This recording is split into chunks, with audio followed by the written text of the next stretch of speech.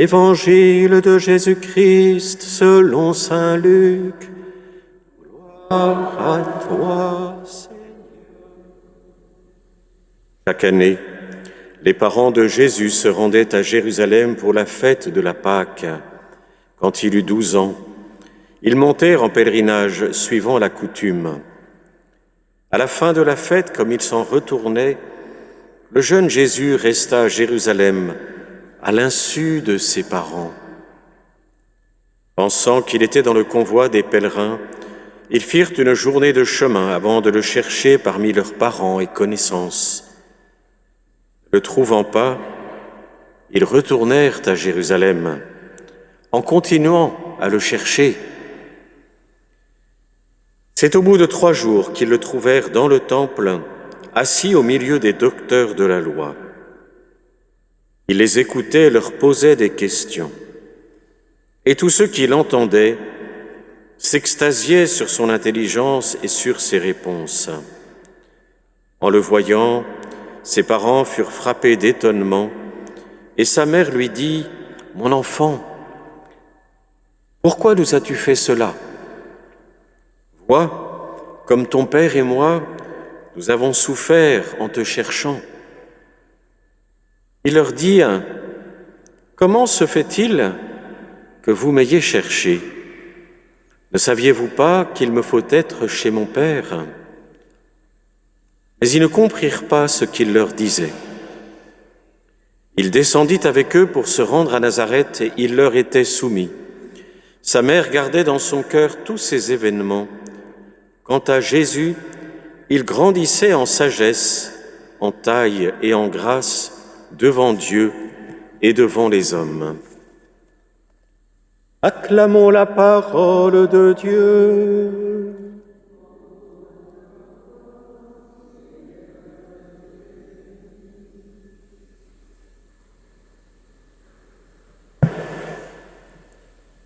Il est un peu plus fréquent d'entendre que la Sainte Famille ne peut pas être un modèle pour nous. C'est trop loin de nos réalités. Et bien souvent, quand on essaie d'en parler, soit on voit des personnes en face de nous qui disent « Ah, ce bon curé, qui ne connaît pas encore grand-chose à la vie », on l'écoute pieusement, gentiment, avec bienveillance, ou parfois on peut avoir des conversations plus fortes. J'aimerais au terme de cette méditation, eh bien au contraire, que nous puissions nous acheminer peut-être, vers un autre regard. Et pour cela, ce qui nous aide, c'est quelque chose qui n'est pas directement dans les évangiles, quoique pour une bonne part, si on prend le temps d'aller un peu derrière, de gratter derrière les textes, on voit que la Sainte Famille n'est pas du tout ce que nous en imaginons. Nous, souvent, nous regardons la Sainte Famille en regardant les icônes. Elles sont belles, elles sont faites pour ça, du reste, pour élever nos esprits, nos regards vers la beauté. Mais la réalité était tout autre. Je vais vous donner quelques exemples. Par exemple, on sait, par les évangiles, que Joseph, comme Marie, était de race royale. On est de race royale, pourquoi exerce-t-on le métier de charpentier ? En général, on est plutôt autour de la cour du roi.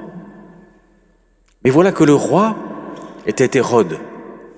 Hérode avait pris le pouvoir dans un bain de sang, et tous ceux qui levaient la tête, ou qui, d'une manière ou d'une autre, voulaient faire comprendre qu'ils pouvaient avoir part à la vie du pays, on dirait aujourd'hui, il les envoyait outre-tombe. Et donc, tous ceux qui étaient, au contraire, de descendance royale, avaient tendance à émigrer dans le nord d'Israël, à vivre dans des petits coins un peu paumés, d'où Nazareth, un petit village, un bled, inconnu, surtout à exercer des métiers qui n'attiraient pas l'attention et ne faire aucune vague. C'est bon, il n'y a que les gens qui ont connu la guerre qui savent ce que veut dire vivre sous les radars pour ne pas perdre la vie. Nous, on ne sait plus ce que ça veut dire, sauf quand on écoute nos parents, grands-parents nous parler d'une époque qui nous paraît très lointaine, encore que parfois l'actualité, aujourd'hui, non sans raison, nous fait craindre un retour vers ces choses-là. Joseph et Marie ont connu cela. Nazareth, c'était pas, vous voyez, la petite maison de campagne, la résidence secondaire qu'on avait choisie, qui était bien, et on avait des terres. Pas du tout. C'était un lieu dans lequel ils se cachaient, parce que c'était aussi la garantie pour leur propre vie. Il est bon aussi, vous voyez, alors on peut le dire facilement, de se remémorer que la visite à Bethléem, on le sait, n'était pas des plus paisibles. D'abord, c'est quand Marie était sur le point d'enfanter qu'on a l'édit de César. L'édit de César, vous voyez, il faut s'imaginer qu'on est sous le joug d'un oppresseur. Autrement dit, on n'est pas en France, en démocratie, on est plutôt dans ces pays, au Moyen-Orient, en Afrique, qui vivent sous des dictatures, avec un joug qui est dur, et puis vous avez le dictateur qui dit maintenant vous allez tous bouger, vous allez retourner tous dans vos lieux d'origine pour vous inscrire. Alors, en général, on n'est pas à la gaieté. Marie et Joseph, comme tous leurs contemporains, vont l'accepter. Un dictateur édicte des règles, en général, on sait qu'il vaut mieux quand même le faire, pour des raisons pragmatiques aussi. Donc, alors qu'elle est sur le point d'enfanter, on va à Bethléem, et nous le savons, parce que là, l'histoire nous est plus familière, nous est plus connue, que d'abord, on ne trouve pas de place pour eux. Et donc, s'ils vont trouver un autre lieu pour accueillir l'enfant Dieu, nous disons aujourd'hui une étable, c'est la manière que nous avons de dire que c'était dans un endroit que nous ne connaissions pas, c'est parce qu'il n'avait pas été reçu dans les maisons. Que penserait une femme enceinte aujourd'hui ? On va dans les hôpitaux, pas de place pour vous, on va un peu dans des lieux de secours, pas de place pour vous, et puis on se retrouve à la campagne. C'est ça la Sainte Famille. En fait, la Sainte Famille, ça a été au contraire des gens qui vivaient dans des réalités qui étaient beaucoup plus rudes que la nôtre, mais ils étaient aussi forgés à cela. Nous, on a vécu, on a souvent grandi grâce à Dieu. Et il faut rendre grâce dans des pays, en tout cas en France, où certains mots MAUX ont pu être évités. Mais la réalité était beaucoup plus dure il y a 2000 ans, quand on grandissait. Et si elle est sainte, c'est pas parce qu'elle n'a pas connu l'adversité. Quand on pense encore que Joseph en songe prend l'enfant et sa mère, fuit, parce que Hérode en veut à sa vie. Et on sait pourquoi. Ils vont partir en Égypte, mais il faut travailler pour manger. Et quand on est à l'étranger, on ne trouve pas du travail comme ça. Tout le monde le sait, et ça on le sait très bien en France aujourd'hui. On ne trouve pas du travail comme ça quand on est un étranger. Il faut frapper aux portes, il faut demander, de temps en temps on est bien reçu, de temps en temps on est mis dehors, il faut continuer à chercher, et trouver des petits boulots. C'est ça la Sainte Famille. C'est cette réalité, mais vécue dans la foi, portée dans la foi. Et elle n'est pas sainte au point de départ. Vous voyez, nous, de temps en temps, on a cette imagerie, cette piété un peu mal éclairée, on va dire. On n'est pas né saint. Joseph n'est pas né saint. Marie était immaculée, mais elle est devenue celle que nous vénérons aujourd'hui. Elle est devenue au fur et à mesure des épreuves. Joseph aussi. Autrement dit, c'est des gens qui étaient au contraire très ancrés dans des réalités humaines complexes, compliquées, humiliantes. Parce que vivre sous occupation n'est jamais une sinécure. C'est difficile. Autrement dit, c'est quelque chose de plus profond en eux qui leur a permis d'assumer l'épreuve du quotidien. Ils auraient pu, certainement, du reste, il faut l'imaginer, Joseph s'agaçant. Ça va être agaçant pour un homme. On a sa femme qui va enfanter, on trouve personne, on vous met dehors. Il a dû s'agacer bien souvent, Joseph. Et Marie le voyait. Mais l'un et l'autre ont été puisés dans la prière, dans leur foi. Puiser cette force que nous-mêmes, nous cherchons à puiser, c'est un des sens de la messe dominicale. Quand nous venons au sein d'une liturgie comme celle que nous vivons ce soir, c'est aussi pour ensemble prier, louer, et en recevant le Seigneur dans l'Eucharistie, nous plonger dans l'amour du Christ pour nous plonger dans cet amour de Dieu, afin de pouvoir justement y puiser quelque chose que nous ne trouvons pas en nous-mêmes, afin de pouvoir continuer notre chemin.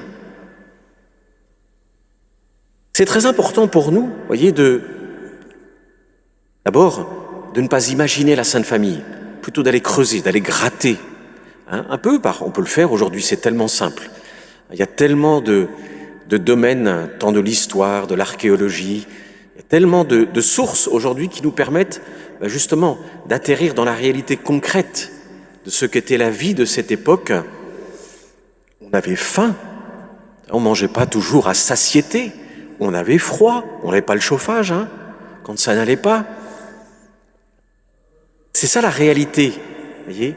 Et donc quand on parle de Sainte Famille, on n'est pas sur un petit nuage. Voyez, pas sur un petit nuage. On parle en fait de Marie et de Joseph qui ont appris à se soutenir, à s'entraider, à se pardonner, qui ont appris à passer à travers toutes les difficultés qu'on a toujours au quotidien. Mais bien sûr qu'on les a toujours, parce qu'on a de toute façon notre tempérament. L'Évangile nous montre que Joseph n'a pas toujours compris Marie. Quand elle était enceinte, alors qu'ils étaient déjà promis en mariage et que lui savait bien qu'il n'en était pas l'auteur. Mais il y a eu d'autres moments, même si ceux-ci ne nous ont pas été révélés. On voit simplement dans cet exemple que je viens d'évoquer que Joseph, encore, malgré la tourmente horrible qu'il a dû traverser, les gens qui aiment, qui ont aimé quelqu'un et qui se trouvent devant des trahisons, le savent. Joseph a puisé dans la prière pour aller chercher au plus profond de lui-même et prendre une décision qui soit équitable. Et seulement à ce moment-là, l'ange arrive. Comme souvent dans nos vies, on prie, on traverse la tempête, tout est difficile, etc. Et c'est quand finalement, au bout d'un long processus, on dit « Seigneur, ok, c'est bon. Je crois qu'avec toi, là, je vais prendre la bonne décision et hop, la lumière nous est donnée. » Joseph et Marie ont traversé la même vie que nous et des vies parfois plus dures que nous, mais ils l'ont traversée différemment. Et c'est en cela qu'ils sont des modèles et des exemples. Et c'est important pour nous, vous voyez, d'entrer dans cette incarnation, de descendre dans cette incarnation du réel de l'époque pour comprendre qu'en fait, ils sont magnifiques. Joseph, Marie, l'enfant Jésus, et qu'on peut vraiment les prendre près de nous pour nous inspirer, pour nous aider. Parce qu'ils ont connu, comme nous, les difficultés du quotidien. Ça ne devait pas être facile, vous savez, à cette époque-là, quand on regarde, notamment justement à travers bien des auteurs qui ont creusé tout le domaine aussi un peu social de la vie du quotidien. Oh, la vie sociale, la vie dans le voisinage, c'était pas simple. C'était comme aujourd'hui. On peut vous raconter tout et n'importe quoi sur vous. On imagine trop, ou mal plutôt. On imagine mal les choses. Alors demandons cette grâce, justement, peut-être de faire l'effort, ça peut être par la lecture ou par parfois un peu de bon sens aussi, quand on resitue les choses dans leur contexte, de faire l'effort de les accueillir dans leur réalité, dans leur humanité. Parce que c'est en les accueillant dans cette humanité qu'on découvre combien en réalité ils sont si proches de nous. Combien la Vierge Marie, elle n'est pas perchée. Joseph, il n'est pas perché. Juste au contraire, ils sont tout proches de notre réalité. Mais ce qui nous enseigne, c'est ce grand mystère de la foi. Il nous enseigne que Dieu est fidèle, malgré l'épreuve, dans l'épreuve, à travers l'épreuve. Alors demandons cette grâce tous ensemble, vous voyez, pour nous aussi dans nos familles, d'y croire. Qu'est-ce que ça veut dire? Bien sûr, dans toutes nos familles, il y a des trahisons, des divisions, des solitudes, des isolements. Dans toutes nos familles, il y a des choses qui se sont bien passées et d'autres qui se sont mal passées. Dans toutes les familles. Vous me direz, non, il y a des familles, j'en connais. Non, vous ne les connaissez pas. C'est pas la façade. C'est ce qui se passe dans les cœurs, à l'intérieur des maisons. Dans toutes les familles, il y a des belles et des moins belles histoires. Mais en fait, ce qui fait la différence, ce n'est pas qu'il y ait des chanceux et des malchanceux. Ce qui fait la différence, c'est ce que nous, aujourd'hui, nous choisissons. On peut choisir le chemin du pardon, le chemin du dialogue, le chemin de l'écoute, le chemin de la tolérance, le chemin de la bienveillance, le chemin, nous l'avons évoqué dans la prière d'entrée, des vertus familiales, c'est-à-dire ce que je viens d'évoquer à travers ces quelques mots, pour travailler notre manière d'être ensemble, de vivre ensemble, de marcher ensemble. Et bien sûr, il y a des bons jours, il y a des mauvais jours. Bien sûr, il y a des moments plus faciles, il y a des moments de bonheur, et il y a des moments plus difficiles. Mais nous construisons ensemble. La famille est quelque chose que l'on construit ensemble. C'est pas juste quelque chose dont on jouit. Alors demandons cette grâce d'entrer nous aussi de plus en plus dans cette maturité et de choisir cette voie de la relation entre nous en prenant les moyens, peut-être en reprenant les moyens, et parfois quand on a l'impression de les avoir si souvent pris et de n'être arrivé à rien, eh bien de demander à Joseph et Marie la grâce de la persévérance ou de l'endurance, c'est-à-dire l'endurance endurée, vous savez, on supporte l'épreuve pour la traverser, pour aller jusqu'au bout, la traverser, et faire confiance que le Seigneur est avec nous. C'était le sens de la première lecture. Anna, qui était stérile, et la stérilité était considérée comme une malédiction à son époque. C'était pas facile à porter. Là-dessus aussi, le voisinage, la foi autour ne donnait pas que des bonnes remarques à ceux qui étaient dans ces situations. Elle souffre, Anna. Elle va prier. Et quand Samuel lui est donné, c'est la lecture que nous avions, elle est dans l'action de grâce. Eh bien, dans nos chemins, c'est semblable. Il faut aussi accepter, oui, que le Seigneur est fidèle, qu'il nous répond. À nous aussi de savoir prier dans la durée. À nous aussi de savoir prier instamment, de savoir prier en endurant l'épreuve, en allant jusqu'au bout de celle-ci et en lui faisant confiance. Alors peut-être que nous découvrirons un peu plus et un peu mieux cette belle humanité de Marie, de Joseph et de Jésus, et que nous comprendrons mieux combien ils sont proches de nous, et en réalité combien nous pouvons les accueillir et les prendre avec nous pour qu'ils nous aident dans notre vie et notre quotidien. Amen.